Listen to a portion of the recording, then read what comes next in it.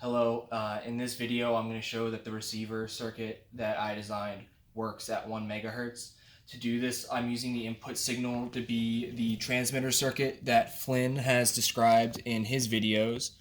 I'm going to use the ADALM 2000 to supply the input signal to the transmitter circuit, and then I'm going to show the output signal on an oscilloscope and compare it with the input signal. So to do that, I have right here the signal that's going to be that the signal generator function is using on the ADLM 2000. It has 3.3 volts peak to peak, and then it's at 1 megahertz, and that's going to be applied to the transmitter. So if I run this, you could see that the LED turns on and it's blinking at 1 megahertz. Now, if I want to show the output, I could go to the oscilloscope, and if I run the oscilloscope, you could see the input compared to the output.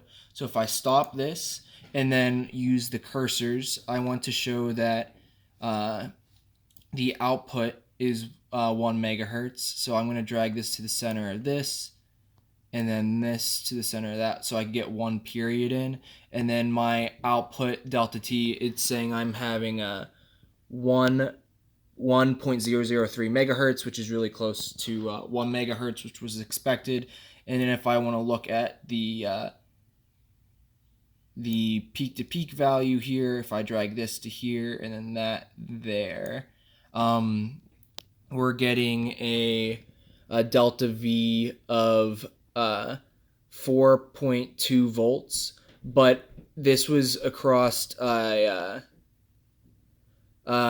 this was using a coupling capacitor, so the peak to peak value is 4.2 volts, but the actual peak to peak value, or the actual positive voltage, is going to be 2.1 volts, and then it'll go from minus 2.1 volts to positive 2.1 volts. And then I could show that if I go back to the signal generator, I'm going to stop this one, and I'm going to change it to a sine wave. So if I go from square to sine to show it works with a different waveform. Also, I'll run this, and you can see that the LED stopped. If I turn this back on, the LED's back on. And then if I could go back to the oscilloscope, I could then run this again, and then this is the output with a sine wave input.